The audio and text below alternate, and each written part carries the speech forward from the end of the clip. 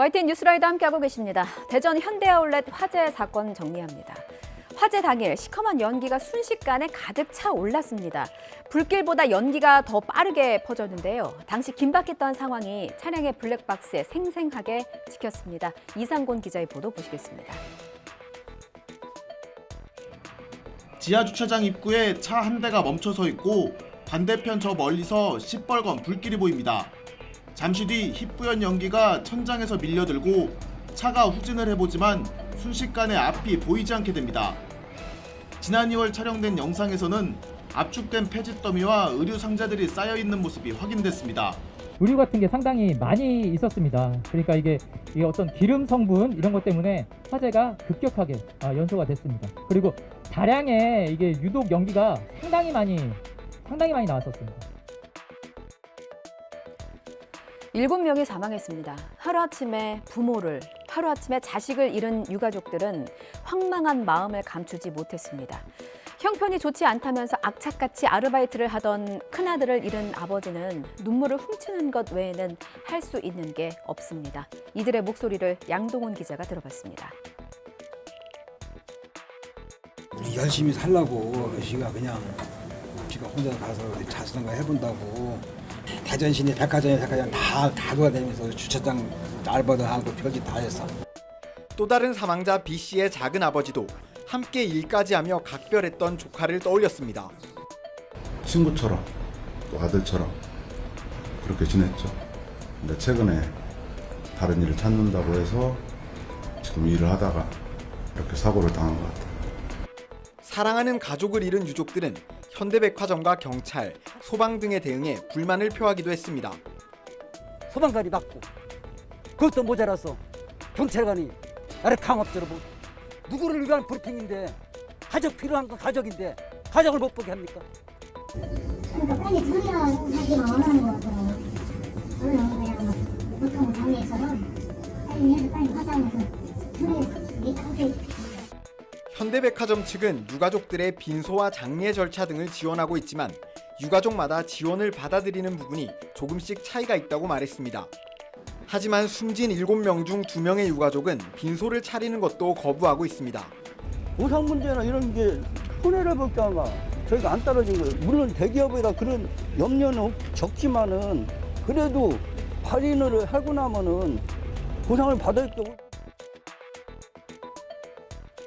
어제 화재 원인을 밝히기 위한 합동 감식이 진행됐는데요. 아직 단정할 만한 단서를 찾지는 못했습니다. 경찰은 일단 발화 지점을 찾기 위해서 잔해물을 수거해서 분석하고 있고요. 스프링클러 작동 여부와 관리 부실 여부도 확인하고 있습니다. 이어서 다음 소식 보시겠습니다. 증거 있어? 나 촉법 소년이야. 중학생을 성폭행한 혐의를 받는 10대에게서 나온 실제 발언입니다. 영화 속의 대사 같은 이 말을 현실에서 듣게 될 줄은 몰랐습니다. 가해자가 증거를 내놓으라면서 큰소리치는 이 시간에도 피해자와 부모는 심각한 2차 가해와 보복까지 걱정하면서 떨고 있는 상황입니다. 피해 학생은 평소 알고 지내던 언니가 누른 초인종 소리에 집에서 쫓겨나서 갈 곳이 없다는 그 말 한마디에 선의로 현관문을 열어준 게 다였습니다. 이게 악몽의 시작일 줄 누가 알았겠습니까? 홍성욱 기자입니다.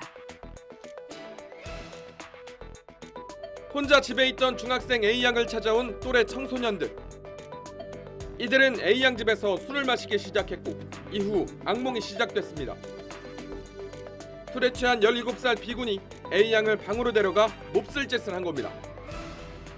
이제 술에 취하니까 이제 이렇게 관계를 하자는 식으로 얘기했는데 그냥 제가 기억하기로는 그냥 알겠다고만 했어요.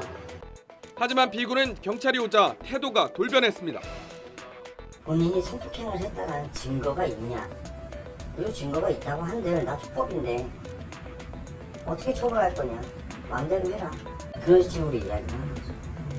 B군에게 보호 처분이 내려졌지만 A양 악몽은 끝이 아니었습니다. A양 집에 왔던 일행들이 SNS상에 입에 담지 못할 욕설을 담은 협박글과 당시 성폭행 피해 상황을 버젓이 올린 겁니다. 충격으로 극단적인 선택까지 시도한 A양.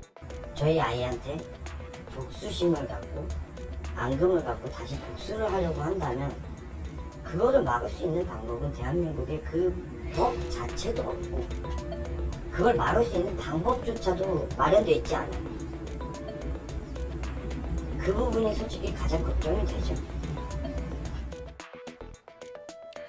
이번엔 대우조선해양 얘기해보겠습니다. 재무 상황이 악화하면서 20여 년 동안 어려움을 겪었죠. 이런 대우조선해양을 한화그룹이 품겠다고 나섰습니다.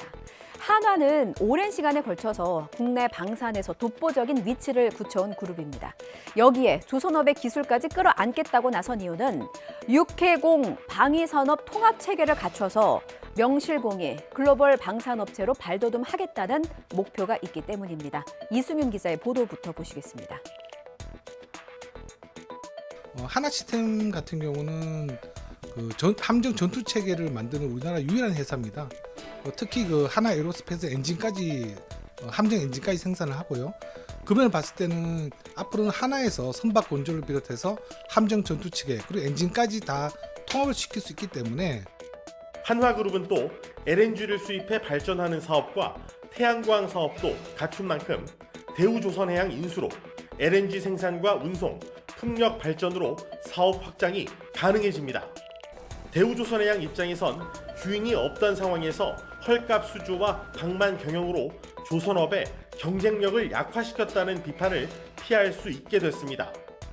특히 한국이 전 세계 발주량의 82%를 독점하며 앞서 있는 LNG 운반선 기술의 해외 유출 우려도 사라질 것으로 기대됩니다.